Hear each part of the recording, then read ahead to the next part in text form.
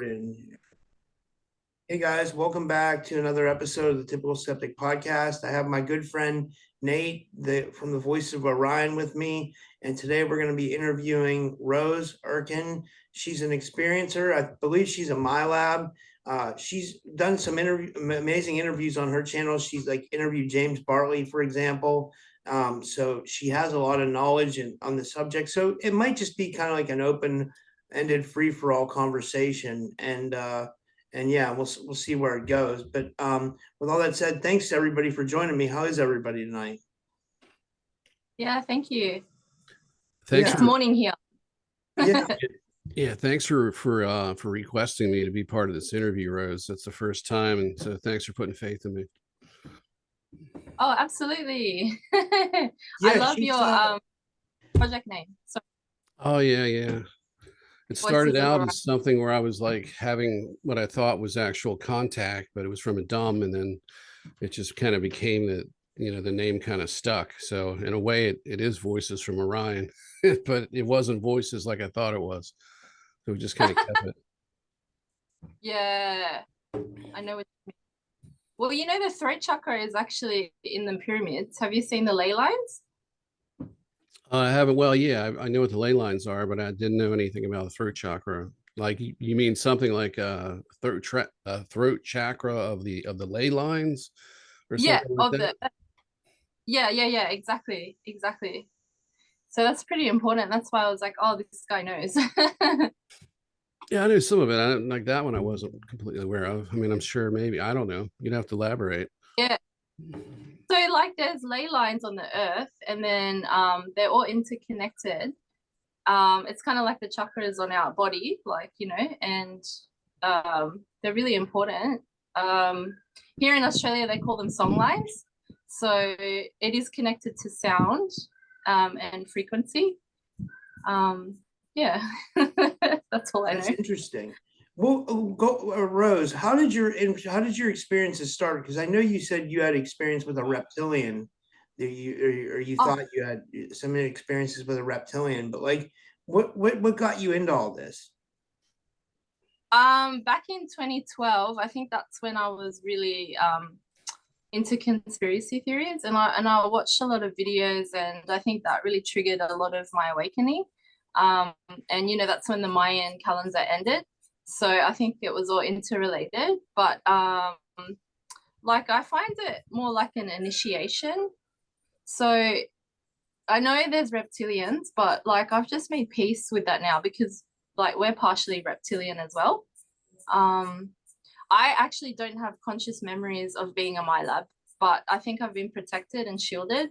So which I'm very thankful for, because I think it would be pretty horrific to have conscious memory of all that stuff. But just listening to other people talk about it, I mean, it does get scary as well. So it's not like I don't experience fear, but yeah. So what exactly I don't know. makes you feel connected to the MILAB experience? Because it seems like you are, but the question is that if you don't have the active memories, then are you left with that kind of that, I guess you call it the best way to put it is emotional memory recall. And then there's also some conceptual type of feedback that comes in with that too. So you have a knowing of what it is. You feel really connected to it. And even without the cognitive memories, it really has an extreme impact on you emotionally, especially when you start to recall things.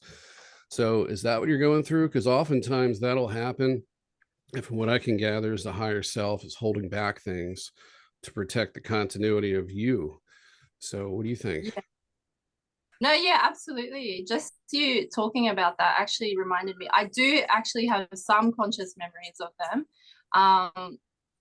But it's just very hard to, like, because it's time, right? Like we're talking about time, and it's like when you recall your memory, it's almost like, oh, that's just imagination, or that's not real. But then you realize, oh, okay, that must have something to do with, my experience. So yeah, but Can I Like tell you talking something, about the Rose? Like, I didn't think that there was anything wrong with me. Like, I didn't think anything was going on with me. But then I started realizing that like I'm not. So I thought for a while that I was like a targeted individual, right? Like that's what I put together because people were telling me I was in the secret space program and people were telling me I was abducted, and I was like, I have no memories of this. I have no memories of it. But one thing I did have, and that I do have, is like these. It's not like schizophrenia. It's not like voices in that are coming from an auditory source. It's voices in my head that say things to me, kind of like Nate had. It's called V2K, and I'm sure you're familiar with it. And like the girl who came on my show the other day, her name's Olivia James. She verified all this for me. You know, her and Penny Bradley. You know, I've just realized like in the last 2 days that I'm a V2K victim, you know, and I don't know how to get rid of it. I'm not really familiar with like what to do. I mean, Penny says you can put a spaghetti pot over your head, but you know, and the reason why I'm sure it's V2K is well, there's a lot of reasons, but I mean, did you feel like you had like some experience with V2K too, Nate? I swore you said it in another podcast. That's why. Yeah, I know there was an abduction. There might have been more before I was 6, but I guess around 6 to 7 is probably around 7 is when I started to when I look back, I can tell that something was manipulating my behaviors. Some of my behaviors weren't normal for a 7, 6, 7-year-old. Plus, yeah, I had the V2K stuff. And you know, like I said, there's 2 types of it. You have the lower tech stuff. Well, technically there's more. You have the lower tech, the higher tech, and then you could have an entity trying to put stuff in your mind as well. And they could be AI or an actual entity, spiritual energy with a soul. So yeah, I had it all my life. And it wasn't until, you know, probably the last 6 months that it started to go away, but I still get little hints of it here or there, especially if I get physically sick and I get weak. And then that's when they always try to push their way in and try to you know, to alter the way I behave and feel about things, and to try to get me to separate from certain people they don't want me associating with. Well, how did you break the V2K? Is it possible to beat it? Is it possible to like get rid of it? Well, for me, there wasn't anything that I specifically did other just my intent to get out of the situation, Rob. So because of the higher self connection and because the way it's set up and the way it was presented to me that, you know, I had to do meditation and pull God's energy in and strengthen my energy body, and that would help. But they gave me an aversion to meditation in the program. So and when I say in the programs, I mean as the placeholder in society, me right now wasn't something that was done into an altar or anything like that, but it was pretty much done to me. And how they did it is they influenced me at a subconscious level and through psychic events to join the Joy of Satan cult that I've talked about before, which I found out to be a military MILAB project that's still ongoing, and it's got other uses to it, but it's no different than a rehashing of the stuff they did in Egypt and other places where there's megalithic temples. So I call it a virtual temple complex. So they gave me an aversion to meditation and that because we were required to meditate. So they put me in a group situation with other people. And we all thought that we were, you know, like some kind of spiritually gifted group. And so anyway, while everybody else was having success at the meditations and having these astral experiences, I wasn't. And you know, I would have negative ones, but yeah, I wasn't able to get anywhere with the meditations, and eventually it just they conditioned me to be so disgruntled with it that I didn't want to do it anymore. So over the past year or whatever it's been since I separated myself, you know, with the cords that I talked about removing, um as my higher self started to come active again and actually, you know, mentor me, I was pressured to meditate and I couldn't bring myself to do it, and the attacks kept getting worse. And eventually I just said, look, I got to work on my life and fix my life. I can't be focused on this. So I had to come to an agreement with my higher self, at which point I was given the protections that I was supposed to work for, because I was supposed to exhibit, you know, effort and put forth effort. And that's how I know that a lot of this, if the higher self is present and not enslaved in some way or controlled, that they can open these things up in you, and that there's an organized hierarchy of minds involved in this, and it's all basically an organized effort, I guess you could say. So yeah, what I got was something I didn't work for, but I suffered for, and then had to put energy elsewhere. So I was really unable to do what my higher self was asking of me, but it was necessary to keep the attacks down, because I was pretty bad for quite a while. And these attacks were physical and psychological, and they could also be sexual as well, where they attempt to get you to do self-destructive things. And I never had the issues where people other people that I've seen where they attempt to get them to use mind-altering addictive substances such as alcohol and heroin, for example, and anything else. They could be crack, and then they drag their life down. And the other thing too, targeting also comes by pairing people up with narcissists and bad people to drag them down. And I think we can all attest to that. It isn't always them, but oftentimes it's something that's being done to us. And it could be secondary by putting us in a negative situation to where we get dragged down by unsavory people, all by design. So anyway, I don't want to keep going, but that's the answer. Yeah. Do you relate with any of that, Rose? Yes, I do. With the attacks, I've had a lot of psychic attacks, but yeah, it does get really intense. And I think that it's like about discernment and knowing what is your higher self and what is coming from spirit. I think that takes time. It takes a lot of time to understand like what's going on. Yeah, but Valerie Barrow really helped me. She changed my life. So here in Australia, like there's a lot of sacred sites, and they're not really acknowledged. Like they're not listed on the UNESCO Heritage Site list, and it's really unfortunate. But there is a lot of history here, and yeah, so she really took me under her wing before she passed on, and I learned a lot from her. But I know what you're saying, because these entities, they try to influence you, and you get so confused and you feel really alone, and it's like almost like you've got no hope. And I do understand, but I think that ultimately, like, I mean, there is a positive side to that, because we're so powerful. That's the only reason why it happens. You know what I mean? Like that's the only reason. So yeah, we can come through it. Like I haven't had any physical attacks, so I can't vouch for that. I think that would be difficult. But yeah, I know what you've gone through, like on some level, you know what I mean? Well, it's not just that, but I think like the fact that we're experiencing this means we're more psychically open, because if you can receive things, then you can also probably put out stuff too. Like as far as like your intuition and your psychic awareness, and like we're probably more Yeah. psychically gifted than most people. Yeah, exactly. Yeah. And I think the body holds memory, and you should probably follow your intuition when you have sense. Like I've done Vipassana, that also really helped me. So it's just embodying the sensations that you have inside of you, and whether it's pain or whether it's just other sensations, just understanding where it's coming from. I think that helps with intuition and connecting to your higher self, because you kind of learn to trust your body a bit more. So yeah, that's a good meditation to do. I don't know if you guys have it in the States, but you can do it for 10 days and it's free basically. They only give you 2 vegetarian meals a day, but it's very intense work. So there's no talking. There's a female and male section. You have to wake up really, really early. And yeah, but that did help me, Vipassana. What is it called? Vipassana? It's like I think it's a Buddhist thing. I think it originates from Buddhism, but it's called Vipassana. So it's Vipassana, Vipassana. Oh, wow, that's interesting. Yeah. So you focus on your breath, and there's a specific technique, but you can also find it online. So you can do it from home as well.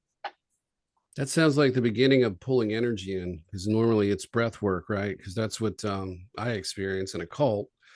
And then it kind of builds from there, because none of this is like, there's no really, it's all old stuff. So it's one thing's based on the next, as far as the philosophy behind this.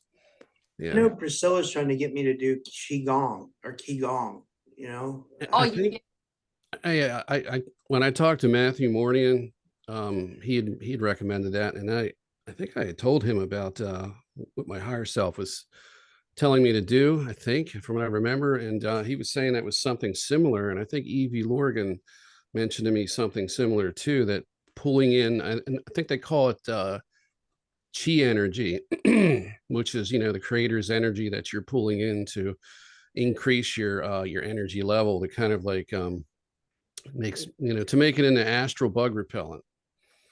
So, because the creeps will Yeah. pick on you. I have tried that, Qigong. I have tried that. But the thing is, I'm a bit ADHD. I try things and then I don't stick to it. It's just, but it is in my memory and I know that it works. Yeah, I'm the same way. It's hard to get me to stick to something, like I mean, I stick to my podcast, but I mean, like, I don't know, like it's hard to get me like to dedicate to something. It seems like, I don't know, like, I don't know why that is, but there's a lot of things that drag you down, that wear you out. And sometimes there's not enough energy and, throughout the day to do everything you want to do. And then it just gets put on the side and forgotten. Yeah, absolutely. It's just so hard. And you have a son, don't you, Nathan? Yeah, I do. Yeah, I know. I've got a son too recently, and it's like, oh, it's so hard. Like if my mum wasn't around, I wouldn't be able to do anything. Your son's so cute. You say you call him your Mongolian gremlin, right? Or what do you call him? Munchkin. The Munchkin.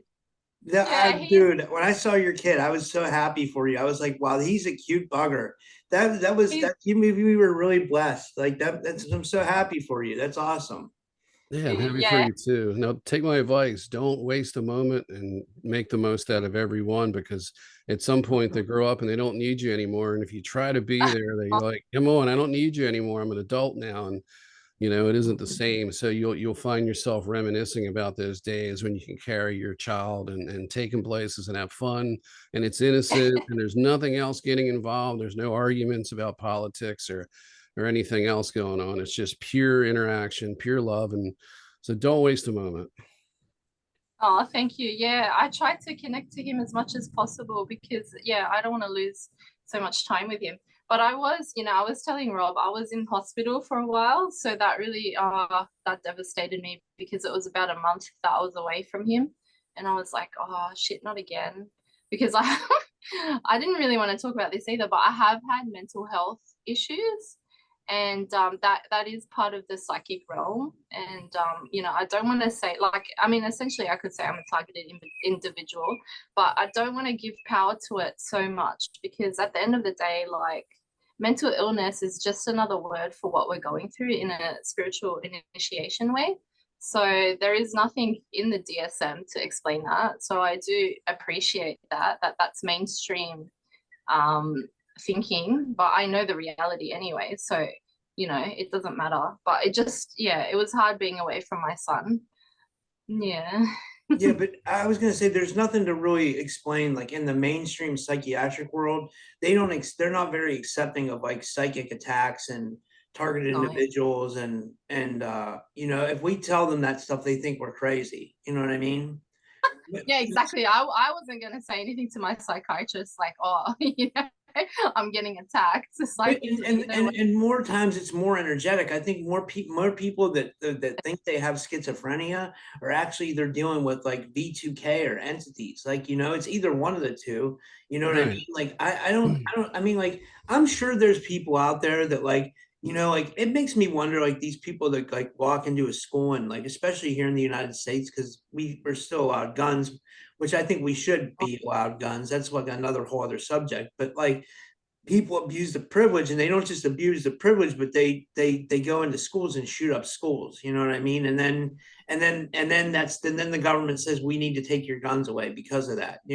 So it's almost like it's like a psyop, like it's like planned for them to say like, okay, well, now this is a reason for you to take your guns away. But then also it's like they have these people that are like MK Ultra programmed to do these things. You know what I mean? So it's more in the energetic realm than people think. I think a lot of the problems, and they got rid of our mental health care system during the Reagan administration. They made massive budget cuts, and they literally closed state hospitals. And then we went to a medicine model of psychiatric care versus therapy. and taking somebody out of the environment so that they could get themselves together. Instead, they're just given pills. And then we find out too that some of these shooters have their psychiatrist or therapist have connections to the military industrial complex. And then when we look into the case, each of the cases, we find that every fail-safe in society that we gave up rights for to protect us failed. And it's just like everybody dropped the ball from start to finish. And then it happened, including even the police standing down during the shootings, even the naval yard shooter, the security at the base, or at the naval base, stood down. So, for maximum body count. So everything just seems to come together as a perfect storm. So, it isn't, you don't have to have psychic intuition or crystal ball to question if something's wrong with this picture. Yeah, it's not just that too, but it's like if you look into like the drug system too.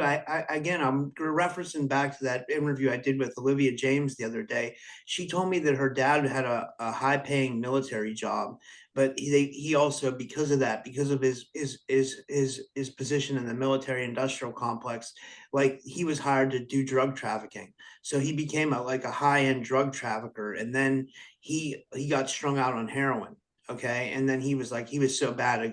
Supposedly he was like shooting it in his neck. And I told her, I said, I've had friends who've done pills and stuff like that. And they've ruined their whole lives, like trying to come off of that stuff. So like, it all feels like it's like programmed in a way. But anyway, like that's how she got supposedly introduced into the secret space program. Like, because her dad supposedly had to make a decision, like whether, like he was going to like give himself up, or like, and because he had that connection to the military, I guess they offered her that.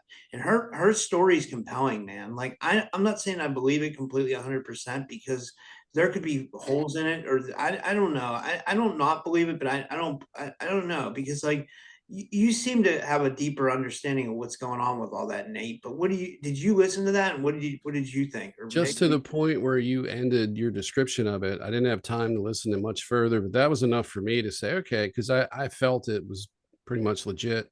And when I heard that part about it, it just makes perfect sense. You got Freeway Ricky Ross, the big drug dealer that they set up, CIA set up.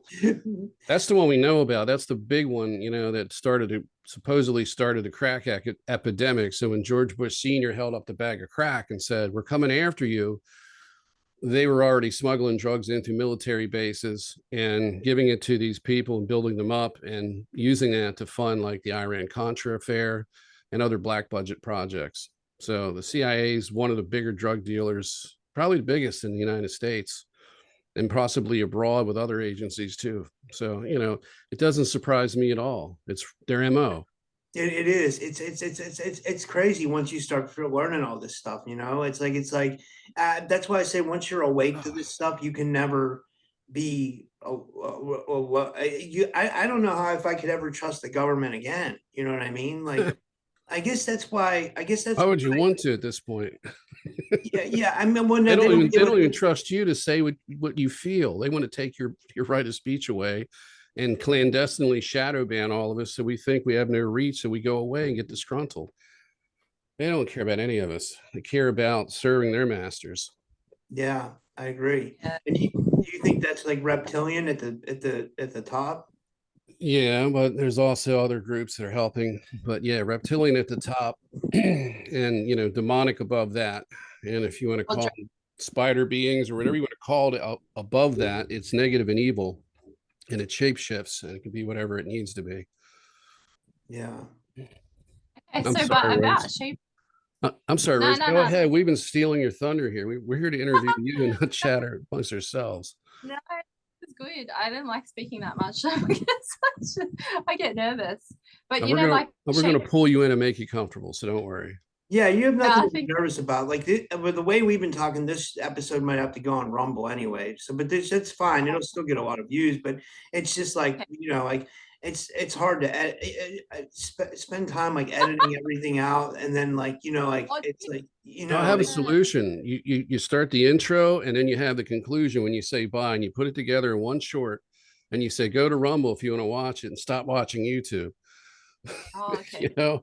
They mean, stopped The James algorithm- Rink from doing that. He told yeah, me I figured they would. they stopped him from doing that. I can't believe they did that. Like, I was like, wow, when he messaged me about it, he told me about it. He was like, you know, Yeah, everybody was doing that for a while, and then yeah, it stopped. yeah, it's crazy. Sorry, Rose, what were you gonna say?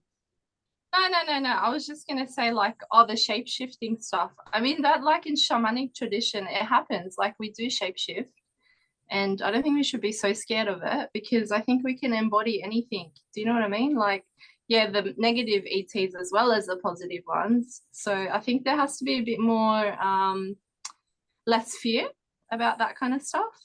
That's just my opinion. Yeah, there's Because nothing to fear about that specifically. It's just who's doing it. That's the problem. yeah, I know what you're saying. Yeah, I know what you're saying. Because, like, for me, like, I can see it with my psychic eye. I can see that shape shifting stuff.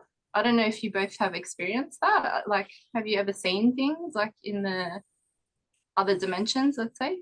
I've Yeah. taken DMT. I took DMT recently. I had a DMT pen and I would hit it, and like I'd close my eyes and I saw like the what I called it to be the diagram of the matrix. It was like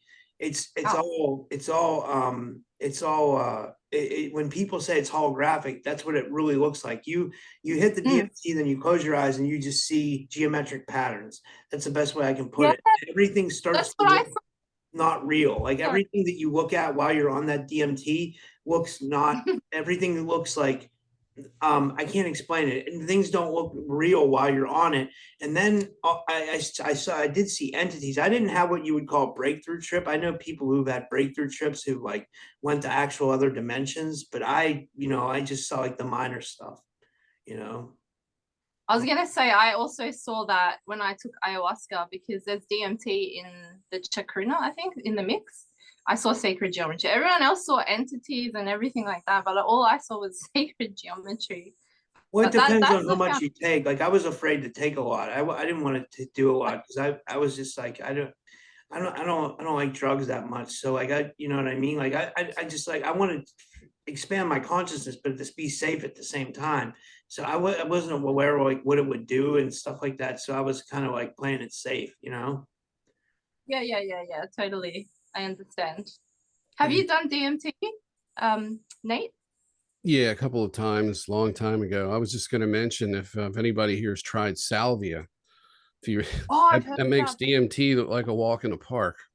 And Oh, it's Really? no. mostly, and it's mostly legal. Yeah, you need to tie yourself up though, have a sitter because you'll get up and walk around and hurt yourself Oh, and not even know Really? where you are. Yeah, and I'll give you an example. I'm not going to get into this whole thing, but because we got other more important things to talk about. But salvia is so potent. It's one of the, I think it's probably considered to be the most potent, mostly legal hallucinogen.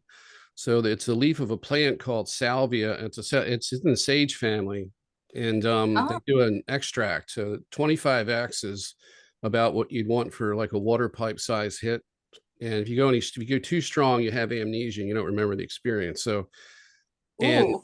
the extract is like crystallized. Some of it, sometimes it isn't, and it's on the leaf material. And you got to kind of shake it up. I had it in this little can, so um, I didn't shake it up and didn't know that I should. And what happened was I got a weak amount of it in me. And the guy that I was sitting next to, he had just done it and he came, it's like 5 to 8 minutes.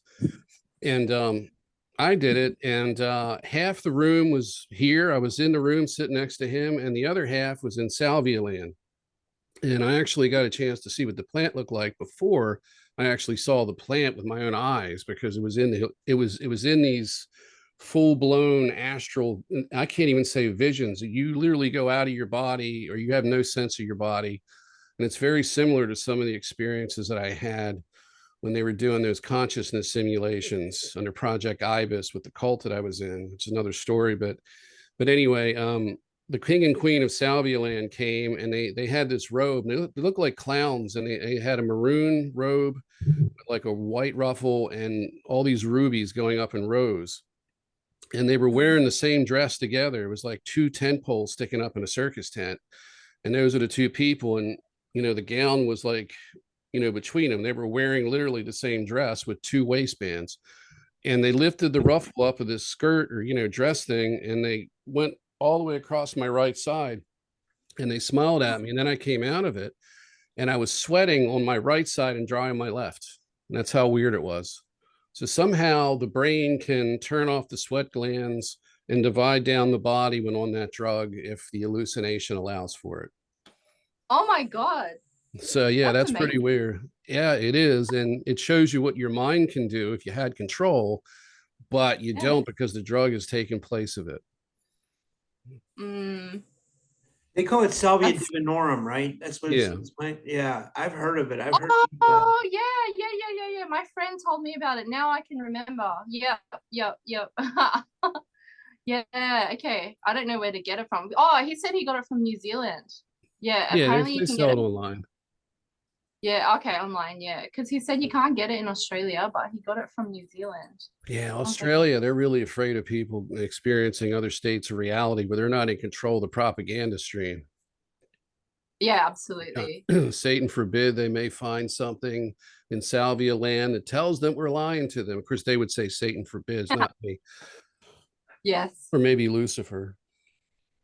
yes, yes, yep. Yeah, They really have somebody will yeah. take that clip and put it all over YouTube or something as a short and try to say I'm some kind of cultist or something.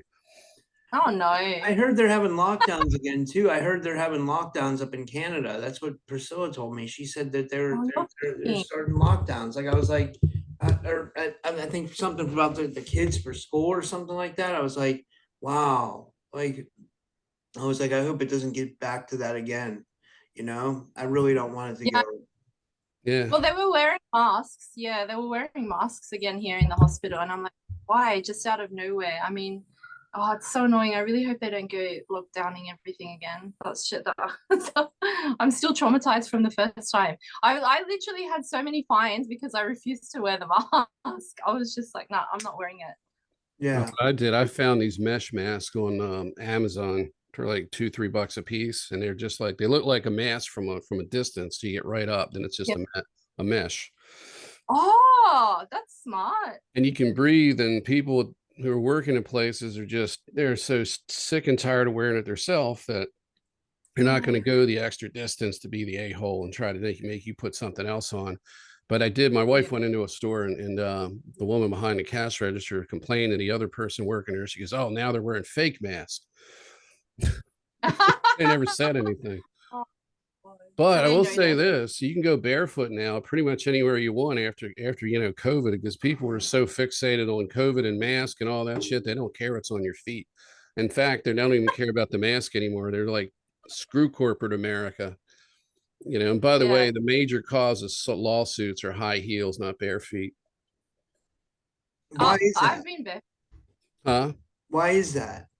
Oh, well, high heels are dangerous and slippery floors and things. You can injure yourself. They're worried about you stepping on something. So, I mean, my opinion is if you're barefoot, you already assume that you're going to take that risk anyway. And, everybody's out to sue, so they're worried about it. But the lawyers don't go after high heels because that would be against the social norm. So this all stems out of the 60s. No shirt, no shoes, no service. There's a I remember backlash those against the signs. I remember culture. those signs here. Yeah, they Yeah, would have exactly. them up on the stores here. Right. Yeah, Huh. that was the good old days. Like, and I remember when we were kids, we would go into the store without shirts and shoes on because we would be out playing outside. That was the difference about like when we were young and now the generation now, like when I was young, like I had to go out and play all day and I wasn't supposed to come back until it was dark.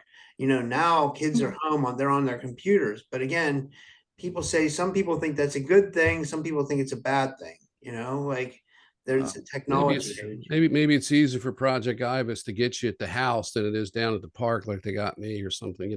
They would be the ones to ask. Is it easier to abduct the children this way or that way? Do you like them playing video games or do you like them playing with sticks in a hole outside? So Nate, you've got abducted. Like you remember being physically taken. Is that right? One time, and there's what appears to be screen memories too. I had the bed shake on me one night when I was around 7. And Okay. I know that had to have been something. I felt a lot of presences in the room. And then even after, there was times when I just felt a presence around me that felt really spooky. and then I would feel what felt like a pressure change in the room, like my ears, almost like your ears are going to pop, but they don't. It's like a pressure change, and then you could sense movement around Yeah. you. Have you, have Mhm. you have you had any of that happen to you? I'm sure you probably have, because that's one of the earmarks of these experiences. Yeah, the pressure thing, but it might have been an altitude. I think it's an altitude thing because I was in the mountains in Nepal and I had the pressure and the ringing. I was like, "Ee," and it was very, Mhm. yeah, it was very like, but I think it was because I was so high in the mountains that it got like I got triggered there, like big time. I got triggered there. That's when just my story is a bit messed up. I went to Turkey after that because like my father's Turkish and that's how I discovered Valerie Barrows. So it's not all negative, I think, but we have to find our own meaning from the synchronicities in our lives, you know. I think that's how I've managed myself. Like that's the only way that I can see it. But yeah, if I hadn't, yeah, but the only thing is I can't remember any conscious abductions, but I'm really sure that I must have had some. Well, tell us more about Valerie Barrow because when I met you like a couple weeks ago and we were chatting over Messenger, you were telling me about her, how she really affected your life, and she even showed me pictures of her and stuff. And she seemed like an Yeah. amazing lady, but like she's not real known here in the States. Yeah, it's really unfortunate because she's got like such a key part of history of like how humans became, you know, to be really like the DNA of our human body, and you know, she has a lot of information, but she yeah, like you should check her out definitely. Like her website's valeriebarrow.com and she's got a wealth of information there. But I mean, it has to do with sacred sites as well. So she focused a lot of it on Uluru. So there is in here in Indigenous culture, they call it rainbow serpent initiation. And she had been initiated. So what that means is rainbow serpent, it's like all the tribes, like literally all the tribes of the earth. They are formed in unity. So her story basically advocates for that, like all the tribes to be united. And so, yeah, that's her story. And I just kind of follow on from that because, like, my initiation is part of my journey, but she's helped me through that, if that makes sense. Yeah, Yeah. Yeah. that's it. Ties into what Stephen and Evan Strong talk about, right? And I'm supposed to have them on the show soon, like Yeah. so that'll be interesting. Yeah, that'll be interesting. Yeah. Yeah, they have a lot of information too about all the artifacts and the rocks and stuff. So definitely. But I mean, Now, this is like yeah, it's a big story. Like Australia, I mean, I don't know how other countries view Australia, but it is quite peaceful here and there's a lot of history here. So that's why we're trying to, you know, awaken people to the fact of, you know, the sacred sites here that need to be listed as UNESCO heritage listed sites because it's not really fair that, you know, like the pyramids of Giza, they're well respected, everyone knows about them, but we've got proto-Egyptian stuff here, which means it's come before the Egyptian stuff. So it needs to be acknowledged. And there's a massive story with that, like especially with Carrier. So both Stephen and Evan and also Valerie, they advocate for that. Carrion glyphs, they call it, the yeah, it's called hieroglyphs. Gossamer Glyphs, right? Yeah, exactly, Gosford. Or Yeah. Bambara as well. I've Yeah. heard that in Gossamer Glyphs that there's like Pleiadian writing there, supposedly. There's like Egyptian Yep. writing one where, and then Pleiadian writing. And then I heard there's a story that like two Egyptian brothers came and they tried escaping with the Pleiadian writing, and one of them got bit by a snake and they didn't make it back to Egypt. Is that true? Or is that Oh, that's the folklore or whatever? I think so. Yeah. That's the King Khufu and being bitten by the snake. Yeah, I don't know a lot because it's a lot of information they carry on glyphs, but it does have to do with someone being bitten by a snake. Yes. Yeah, Um. that's so. Yeah. Yeah. You know, Yeah. it seems like these sites around the world, that the ones that they're pushing for tourists to go to and shining the light on are Mm, could be ones that they've already cleaned the artifacts out of, or they're, if there's more, then you know they're pretty well hidden. And then it seems like they like the newer sites, they want to suppress them and kind of hold them back. And yes. it kind of makes me wonder if, well, I'm sure if they suspect something's there, they're going to suppress it and try to get it whatever out they can. but it seems like they only want us to look at things that have been sanitized either by false historical claims or just sanitized by removing things so that there won't be any more questions about the ET hypothesis. Yeah, So that's what I exactly. think. I think that's old school archaeologists too. They don't want to give up on like things that they've like spent their whole life on, right? So like they'll like deny, but new people are putting out like people like Matt LaCroix, for example. Like he's amazing. Like he's really blowing up, by the way, too. Like he's I know he just announced something else. I can't remember what it was, but I think he's he was doing going something. into professional archaeology instead of, you know, the more esoteric stuff. Oh wow, that'll be amazing I to think have that's what it someone, was about. Yeah, I think someone he was like trying to that. go mainstream with, like, he was in the process of maybe breaking away and going to a different direction with it, but keeping kind of probably keeping the same thing going, but actually moving up into areas where I guess he could probably maybe do more good if it's more respectable or more socially accepted within, you know, quackademia. Yeah. Yeah, I think it was Al. Hey, was it Alan West or Robert Schoch? I think it's Alan West. I'm not sure if that's the right guy who called academia quackademics. I'm He not was sure. he was Robert Schoch's sidekick. He looked like Tommy Chong. I can't remember his name. I Oh, could his look last it name was up. West. I don't know. But he had a great term there, quackademics and quackademia, because it's exactly what it is. Yeah. Yeah, it is. They all spit the same story from, you know, like whatever they've been taught in university. Right. And that's the problem. In every innovator that we've had, most of them think out of the box and don't go by what they were taught. Exactly. Yeah. So Rose, I'm really, really curious. I don't know if you want to talk about what's, you know, recently happened to you, but you did say that you had a handler, and I'm curious as Oh, to all about that. And I just want to tell people that you know, you can have a handler that's been assigned by a government agency.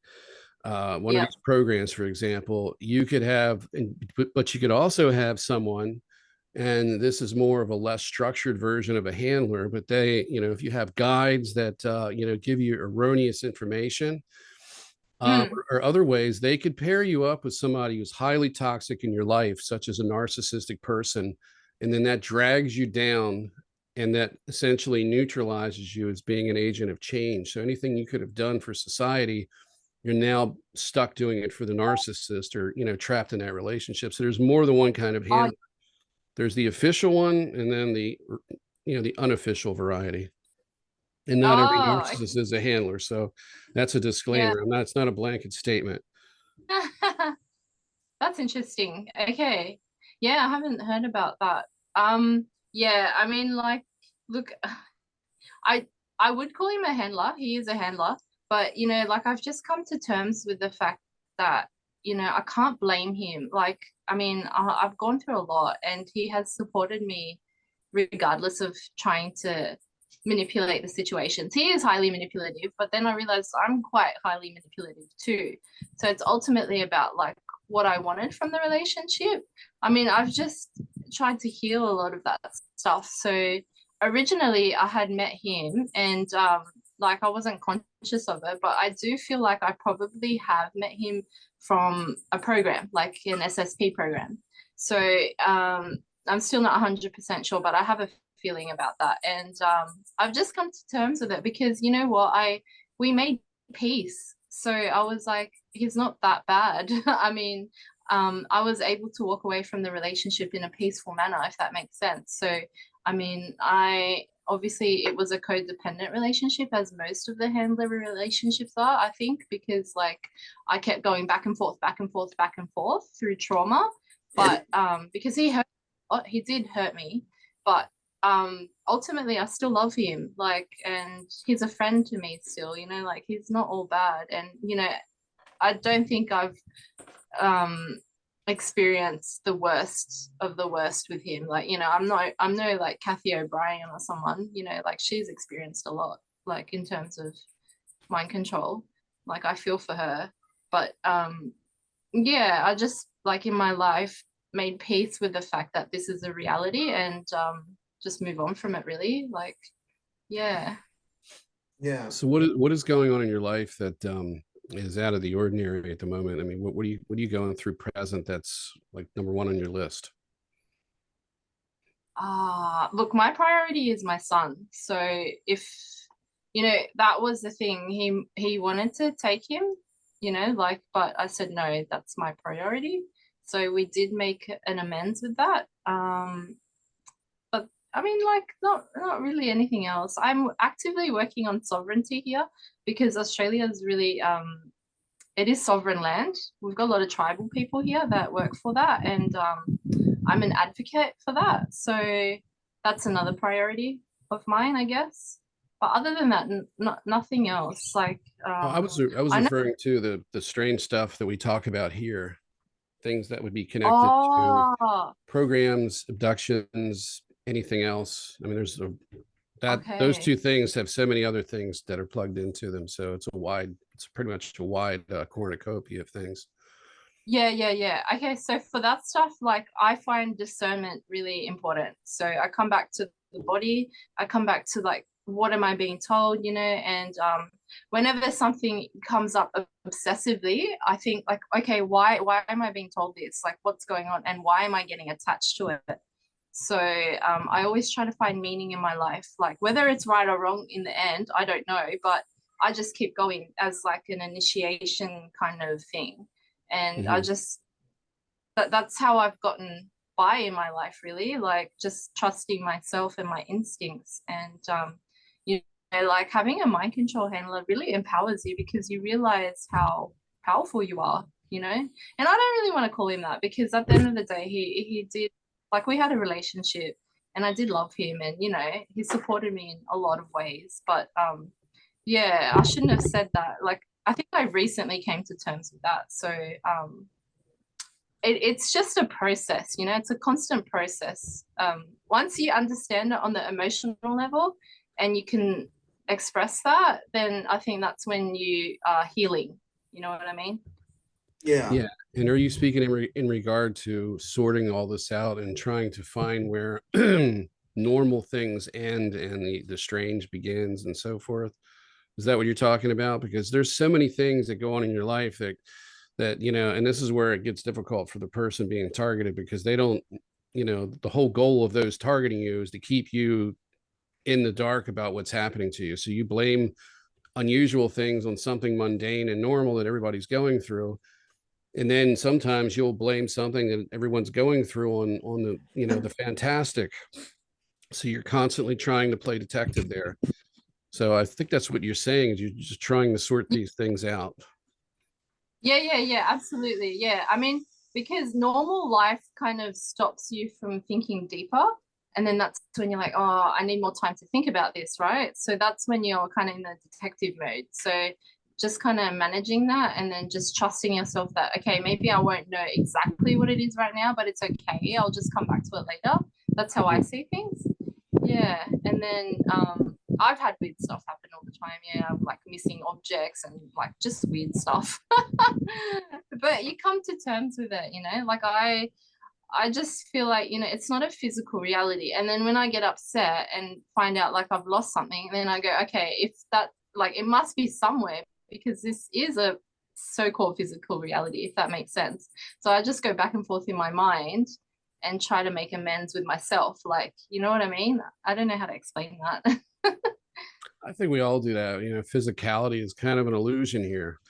We Yeah, think it feels solid, but that's meant to be that way. But you know, you can see outside of that, you can see that it's not, that it's much more than meets the eye. And then you realize exactly. that some things are playing God with us. Yeah. Now, when you were growing up, did you like me, one of the things that I always wondered was why everything seemed to be wrong in this world. And you Oh, just yeah. there's so many things it just doesn't make sense. And you know, rituals, for example, people doing the same things, religious rituals, holidays, Yeah. all these things, and then you look at it, you question the origin of it. You're told by those who say don't question the science, that it's that everything is just kind of the five senses and mundane, and they just, you know, follow the science, trust us. But then, you know, the same on the same well, you know, on the other side, you have other institutions that are trying to get us to believe the fantastic. So there's a strange dichotomy there that you have to sort through. But everything's just corrupt. And so is that something that you know, that you saw in society and in the world? And if you did, would you like to talk about it? Yeah, definitely. I was the same. I was very confused as a child, especially at school. I was like, I literally didn't understand when they were trying to explain the calendar. I was really frustrated. I was like, this does not make sense. And yeah, I just had a lot of stuff in school that I didn't understand, you know, like I pretty much probably the only thing that I was good at was English. I don't know why, but I had like advanced English, and I did get like a DUX sort of, which is like a top mark for that.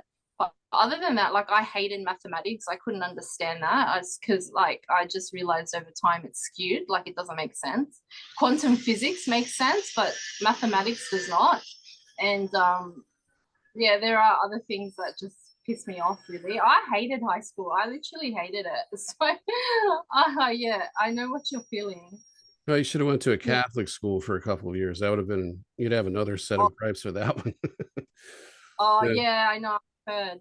I was the kid. Yeah. Well, they treated me pretty good until one day I acted like a kid and I got sent to the office, and they treated me like I was an adult, just did something terribly wrong. I'm thinking I'm just a kid. What's all this hoopla over? But you know, we were actually like rubbing our hands on a utility carpet because recess was too cold to go out. So we were shocking each other on the butt. And it was like this went on for a while. Then we started jabbing, you know, like a pencil in each other's rear end. And then we all Yeah. went to the office. And it was the only time I ever got in trouble. But yeah, I was the kid that would ask questions in the religious class, like, why is Jesus you know, like, you know, what's the Trinity thing all about? And I couldn't figure out how, you know, somebody could commit suicide or sacrifice herself to redeem me of sins that I never did any. And I was just a kid. I didn't do anything. You know, Yeah, it's like right. I spilled my cereal. It's like thank you, Jesus, for sacrificing yourself because I haven't done anything yet. It just didn't make sense. And then one day I asked about the Trinity, and I said, why is it so stronger than Satan? They said, because and they had to have a meeting to come up with something to tell them, you know, to tell me in Oh, the class. And it's like the super friends. When you combine three together, three superheroes together, they're more powerful than just one. Like, that doesn't sound like you know what you're talking about. And I just felt like it was fairy tales for adults, but then you know, later in life, you see that there's more to it than that. But it's just it just didn't seem right. And you know, it's like I literally felt like I came from someplace else. I didn't belong here, and everything here was wrong. And all I wondered, why, you know, besides for the strangeness of all of it, why weren't people psychic, and why were there some people who were appeared to be psychic, but it couldn't be tested, or at least that's what they tell us, and only psychic to a certain degree, to where it wasn't of any real use, at least from what you see portrayed on television, you know. And I just wondered about that, and that was just, it was part of the awakening process. So it was a lifelong, you know, quest to figure that out. And I kept wondering who I was in a past life and why they didn't believe in those, you know, because that was like against the Christian religion. There's no past life. It doesn't make any sense. You live once and then it's like a big test and then you're condemned forever, or it's paradise. Well, what if you didn't do anything so terrible, but you're just a shitty person? How could it be paradise if you're there living with everybody else who did everything right? And do they segregate yeah. things? Do they put the bad people on this side of heaven or that side? You know, it's like, this doesn't make sense. Then the new age stuff, you know, it's a school and all of these things. And it's just, you know, it was a progression of trying to sort all this out. Yeah. Yeah, I know. Actually, I like what Courtney Brown said about the hell realms. He said, like, I don't think it can get any worse than Earth. We're pretty much in hell. Where are we going if we're, I mean, like, do you know Yeah. what I mean? Yeah. All the depictions of hell are based on something we've seen here. You know, Mm, so I mean, even if they want to set even if they went as far as saying, well, they're going to change you into mutants in hell, well, they're already doing that here. yeah, That's where they got exactly. the idea at. I think, you know, hell takes notes from Earth. Yeah, yes, exactly. I mean, Earth is not what it seems. Like, there's just so much going on. There's multiple things going on, and it's just like, you know, it's crazy. It's like there's so much. I mean, there's higher realms, there's lower realms, you know, like it all exists here. Everything exists here. Yeah. I was thinking, did you experience stuff when you were growing up as well? Did you have like what we would call like paranormal experiences or like anything like that? Me? Yeah.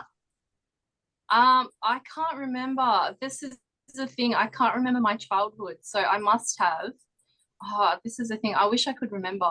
And I did ask Valerie Barrow to regress me, but it just didn't happen. So I might have to go and see someone else to regress me properly, like maybe a kinesiologist, because I heard they're good, like because you can tap the body and you respond kind of intuitively or on the subconscious level.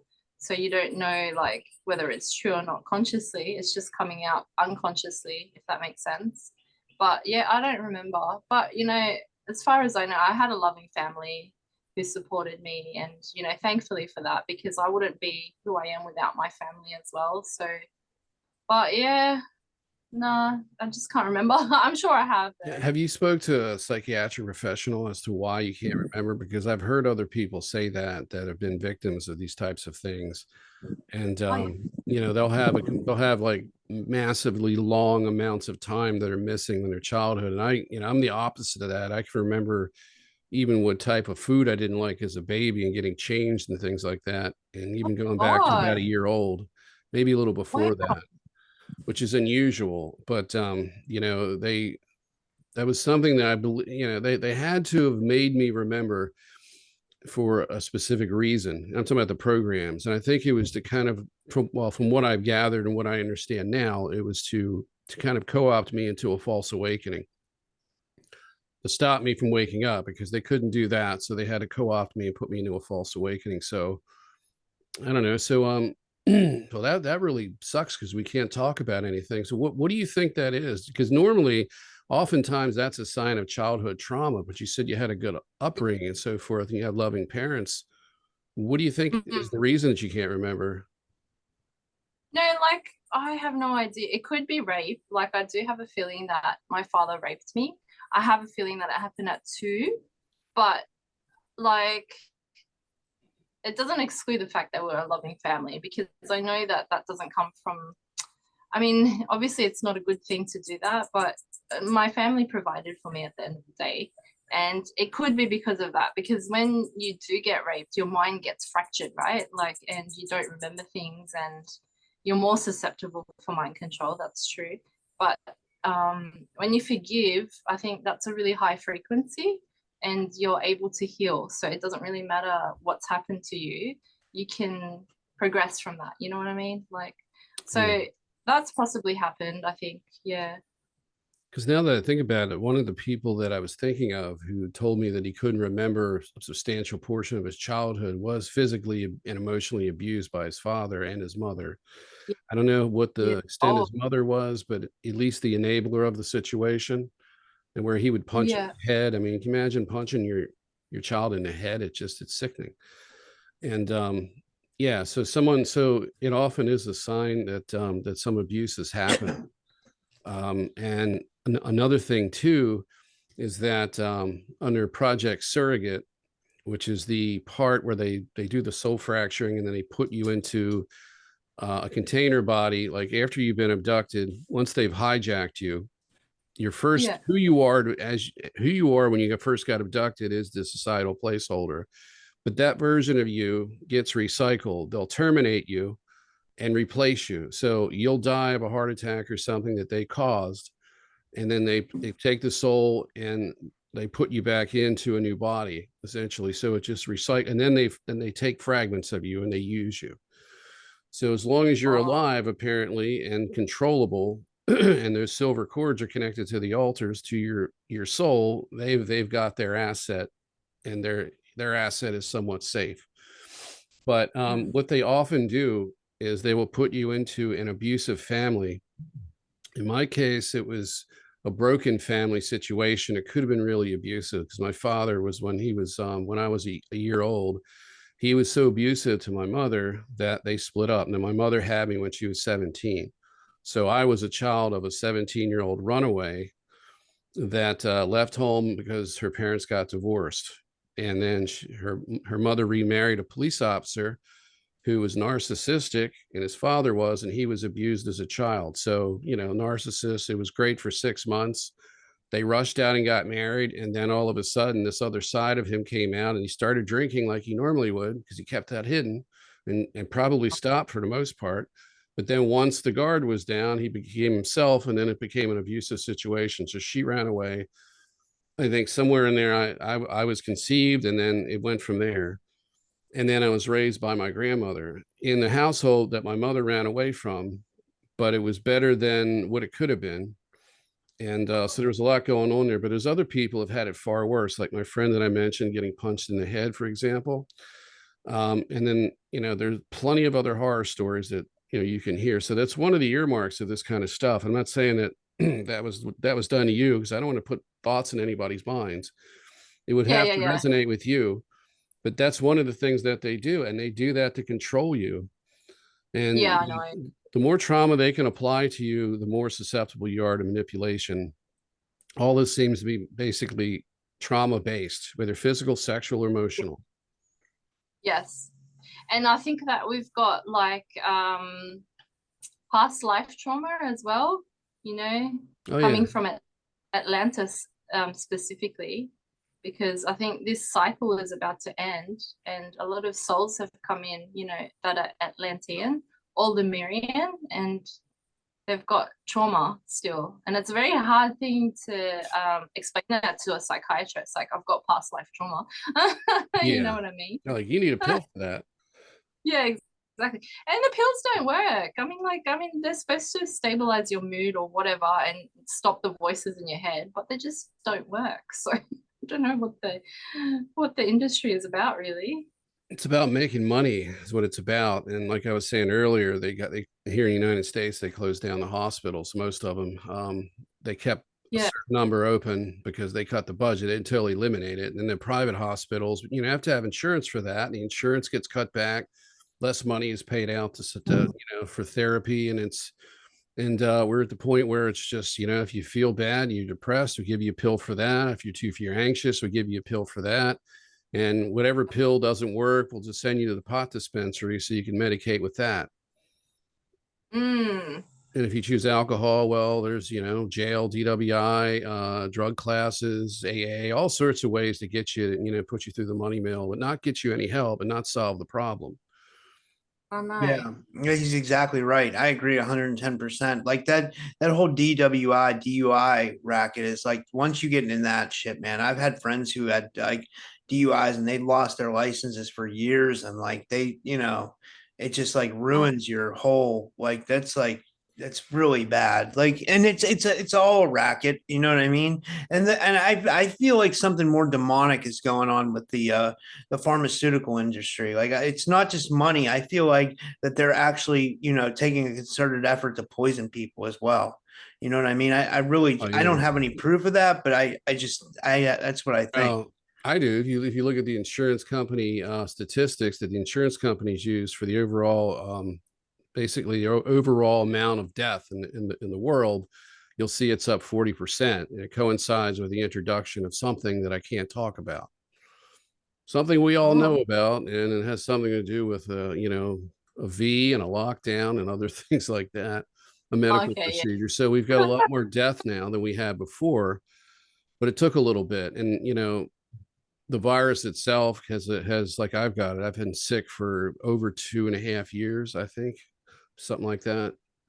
I do feel better today though, because I did change up my my regimen, so my mind cleared up actually the last couple of days. I was languishing on the because you got to keep adjusting it. It's like and I'm going to say the word because I know it's allowed. You're long COVID. You get long COVID. You got to take supplements that they won't help you when you go to the doctor.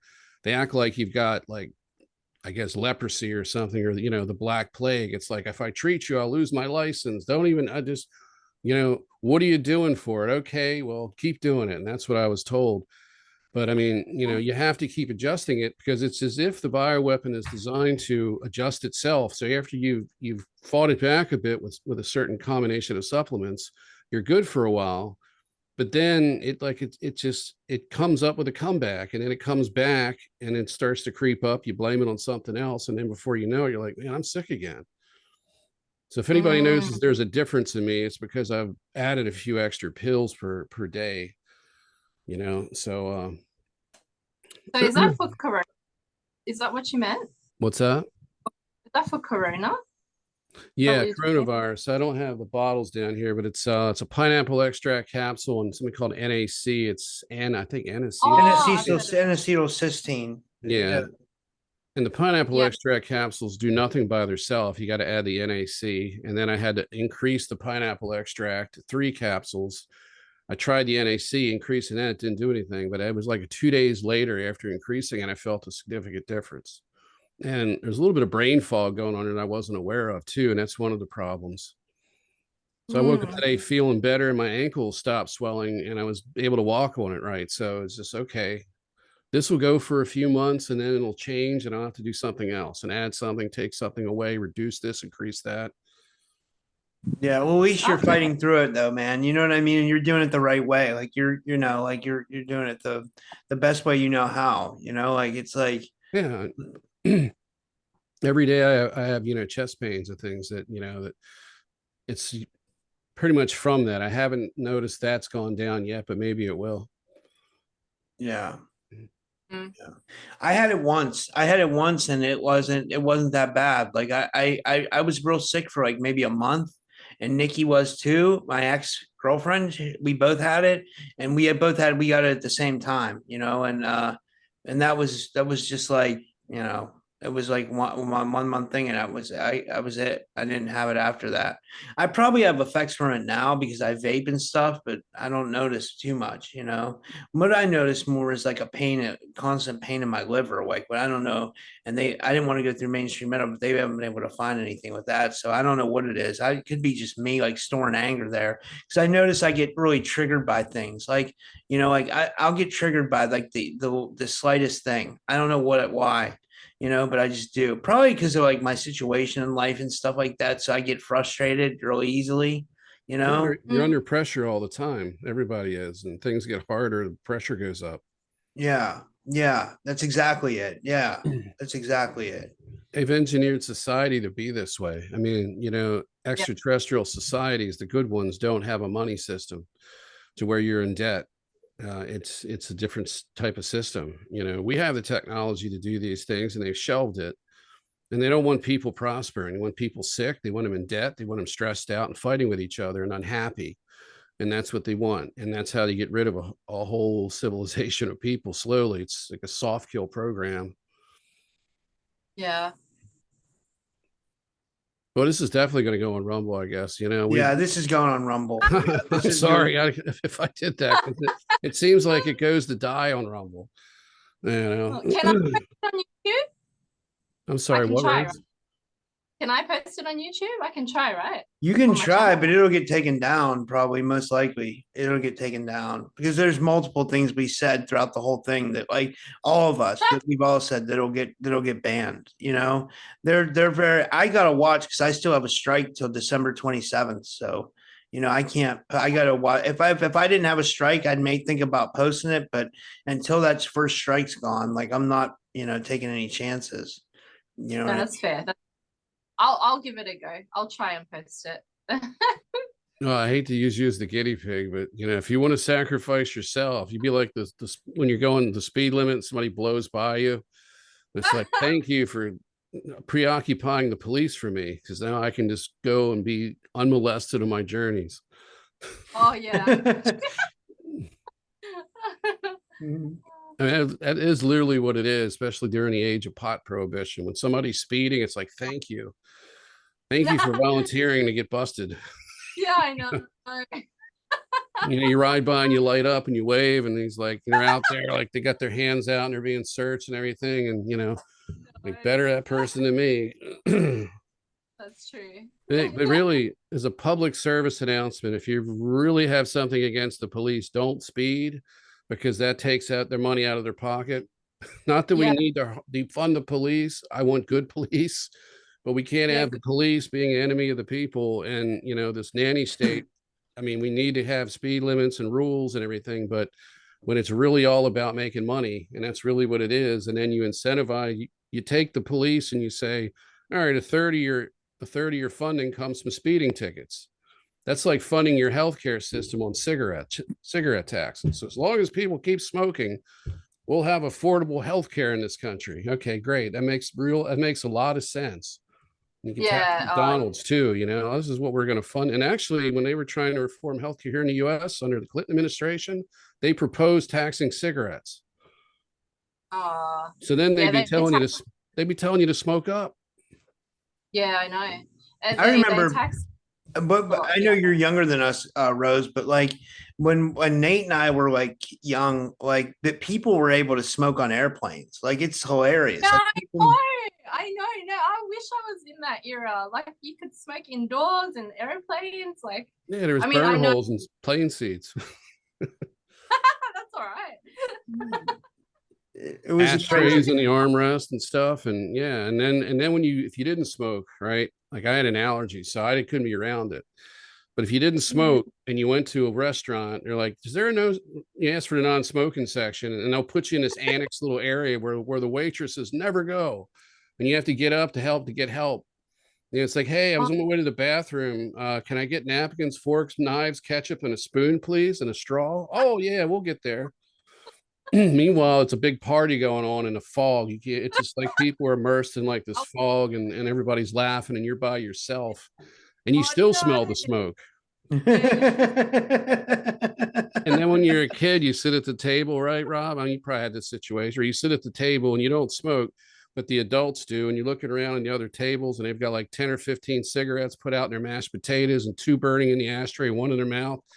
And you're sitting there and the ashtray is burning. I mean, the cigarettes are smoldering and all the adults around you, and you're sitting there in your high chair. And then like the smoke just like forms these hands and it starts caressing your head. And come on, don't you want some cigarettes? And it goes right for the non-smoker. Yeah. It doesn't, because, it seems like that. Yeah. If the cigarette's in the ashtray and you're a non-smoker, the smoke will come to you. It's weird. It's like, it's weird how that happens. Like I had parents who smoked when I was a kid. Like what the solution is? Cigarette loads. You stick them in the cigarettes of your parents, anybody else. As soon as they put their pack down, you got your pin out and you stick it in, and then you wait. What do you put in there? Cigarette loads. They look like a piece of a toothpick, but they have like black powder or some kind of like flash powder in them. Or like, okay. And they explode the cigarette. So the cigarette blows up. It'll blow it in half, So if you really don't like them, you stick it down towards the filter. If you like them, you put it at the tip. So that was my way of trying to get people to stop smoking. Oh, you're funny. Well, it's my one vice, cigarettes, tobacco. I'm like, no, just don't touch it, whoever you are. I don't care. I love tobacco. Yeah. My uncle's, he's like, you got to try ladyfinger firecrackers. And it's like, well, I don't have the expertise in my little hands, no manual dexterity as a child to stick that in there without anybody realizing it. We have to roll your own for that. Oh, no, I don't know how to do that. No. Yeah. Well, this has been amazing. I guess we could finish up for now, I guess. And then I'll try to put this out on Rumble tonight and everything. And did you want to tell everybody where they can find you, Rose? And thank you for doing this. And well, if there's anything else you want to chat about, Rose, if you got a couple extra minutes or something we happen to miss. Oh, okay. Well, I do like to advocate for Cosmic Sai Baba, who is Valerie's mentor, and he's into manifestation. He manifested rings for her. So I'd just like to thank him and all the elders of Islam, past, present, and future. And I honor them in spirit. So you can find me on my website. It's Rose Erkan, ROSEERKAN.com, or I've also got a YouTube channel. It's also the same name. Yeah, that's about it. I've got Facebook as well, but it's not my so my name is Gulshan, but it means rose in Turkish. So you can find me on Facebook too. So GULSHEN and Erkan, my surname. So yeah.